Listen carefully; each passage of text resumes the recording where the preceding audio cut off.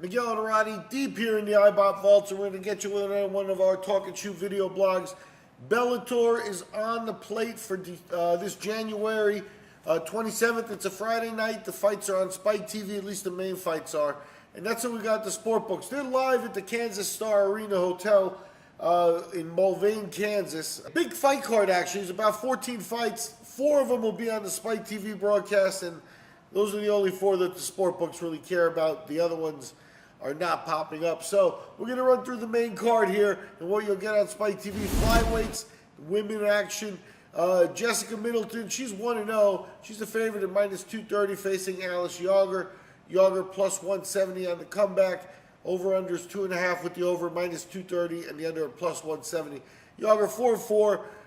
Obviously more experience than Middleton, but Middleton's the one they're trying to bring along here. In the featherweight division, the men is 145 pounds. You got A.J. McKee Jr.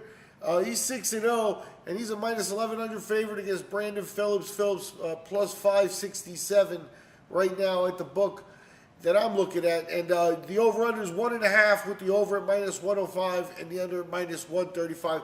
Basically, the thing is this is, if you remember Antonio McKee was a pretty good fighter back in the early days of MMA. I'd almost call him a pioneer, especially on the West Coast. Never quite broke out big, and the problem with him is he was a little bit older when he came into the game already. Obviously, his kid's fighting already, and you're in a situation there where he had a real wrestler's base, and he got that reputation of being one-dimensional. His kid is able to mix it up a little more of a complete modern mixed martial artist, for whatever you want to call that. And if he's got anything of his dad's athleticism, he may be somebody that could impact the sport. Young kid here, A.J. McKee Jr.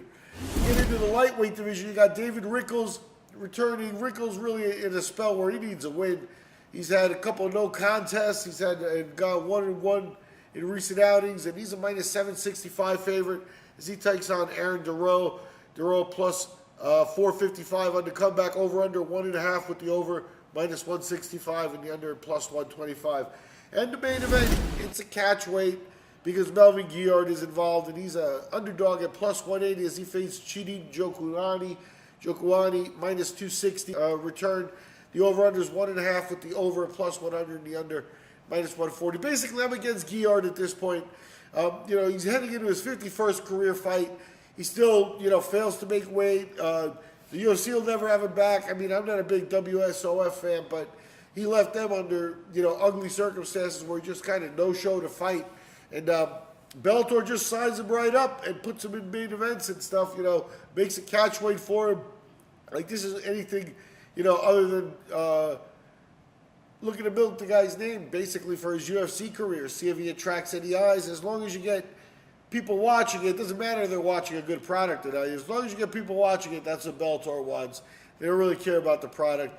Guillard can be exciting if he stands up. Njokuani, a good striker. It could be a good fight, or look for Guillard to give up. Anyway, I'm Miguel Dorati.